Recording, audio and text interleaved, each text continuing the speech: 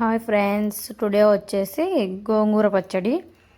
ఇది వచ్చేసి చాలా సింపుల్గా చేసుకోవచ్చు.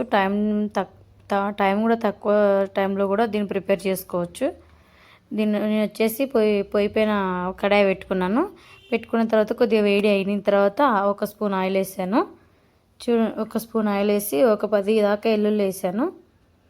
10 ఉంటాయి. ఆ వెల్లుల్లి వేసేసాను. ఆయిల్ కొద్దిగా గోరువెచ్చగా అయ్యేదాకా ఉండి వేసేసాను. తర్వాత మంచిగా దాన్ని ఫ్రై చేస్తున్నాను. తర్వాత 10 పచ్చిమిర్చి కూడా వేసుకున్నాను. పచ్చిమిర్చి కూడా ఆయిల్లో మంచిగా ఫ్రై అయ్యేదాకా మంచిగా ఫ్రై అయ్యేదాకా వేయించుకొని చూడండి. నేను అవి చించకుండా వేసుకున్నాను. మీరు కట్ చేసి వేసుకోండి, లేకపోతే ఆయిల్లో పేలిపోతాయి. చూడండి, జీలకర్ర కూడా హాఫ్ స్పూన్ వేసాను.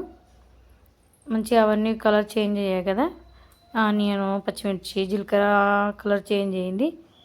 ఆ విధంగా అయిపోయింది కదా. చూడండి, ఆ విధంగా అయిపోయినాక పక్కకు తీసేసుకోవాలి. తర్వాత నేను గోంగూర 1 అవర్ ముందే కడిగి అట్లా స్ట్రైనర్ చేసుకుంటున్నాను. తర్వాత అవి తీసేసిన తర్వాత అదే కడాయిలో గోంగూర వేసి మంచిగా దగ్గరికి వేపుకుంటున్నాను. అదే ఆయిల్లోనే నేను మంచిగా దగ్గరికి ఆ విధంగా అయ్యేదాకా చేసుకున్నాను. ఆ విధంగా అయ్యేదాకా ఇంత గోంగూర అయినా కొద్దిగానే అవుతుంది కదా. చూడండి ఎంత కొద్దిగా అయిందో. అది కడాయికి అతుక్కపోయిందని నేను అట్లా చేస్తున్నాను, స్పూన్తో అంటున్నాను, కానీ అది వస్తలేదు.